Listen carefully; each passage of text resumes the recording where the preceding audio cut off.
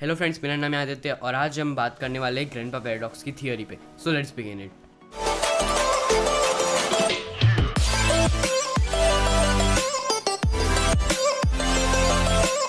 तो सबसे पहला क्वेश्चन आएगा कि पैराडॉक्स असल में होता क्या है। तो अगर कोई भी एक स्टेटमेंट या प्रपोजल दे और उसको आगे इन्वेस्टिगेट किया जाए जिससे ये प्रूव हो जाए कि वो एक वेल फाउंडेड या एक ट्रू स्टेटमेंट था, तो उसे पैराडॉक्स का नाम दिया जाता है।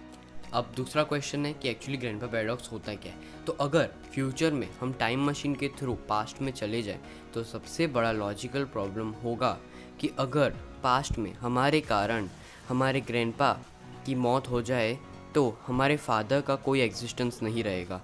इसका मतलब हमारे फादर कभी बॉर्न ही नहीं होंगे, और अगर हमारे फादर कभी जन्मेंगे नहीं तो हम भी कभी जन्मेंगे नहीं, और इसी तरह से ये पूरा लूप घूमता रहेगा। अब इसके बाद क्वेश्चंस आते हैं जस्ट लाइक इस थियरी को किसने इन्वेंट किया, किसके साथ इन्वेंट किया और कैसे इन्वेंट किया। तो चलिए उनकी तरफ बढ़ते हैं। सबसे पहला क्वेश्चन, इस पैराडॉक्स को किसने इन्वेंट किया। तो इस पैराडॉक्स को इन्वेंट किया है सिथ लॉय और उसके कई सारे रिसर्चर्स जो MIT में थे। तो अब दूसरा क्वेश्चन आता है कि इस पैराडॉक्स को इन लोगों ने इन्वेंट कैसे किया। तो इस पैराडॉक्स को इन्वेंट किया था नोविक क्यूब प्रिंसिपल को एक्सपांड करके, जो एक शॉर्ट साइंस फिक्शनल स्टोरी है एंसेस्ट्रल वॉइसेस से। तो अब सबसे इंटरेस्टिंग और ऑसम क्वेश्चन की तरफ बढ़ते हैं, जो है कि इस पैराडॉक्स को एक्चुअली सॉल्व कैसे किया जा सकता है।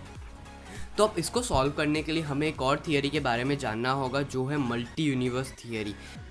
और इस थियरी के अकॉर्डिंग अगर हम पास्ट में जाके हमारे ग्रैंडपा को मार डालें तो उसी समय एक न्यू टाइमलाइन क्रिएट हो जाएगी जो एक न्यू यूनिवर्स को समन कर देगी, और यहाँ पे और कन्फ्यूजन्स बढ़ जाएगी। और मैं जानता हूँ आपको बिल्कुल भी कुछ समझ नहीं आ रहा होगा, तो मैं मल्टी यूनिवर्स से रिलेटेड एक न्यू वीडियो बना दूंगा, और अगर आपको वो वीडियो देखनी है तो अभी के अभी इस वीडियो के नीचे लाइक बटन दबाइए और नीचे कमेंट कीजिए, और अगली वीडियो के लिए प्लीज़ बी वेटेड।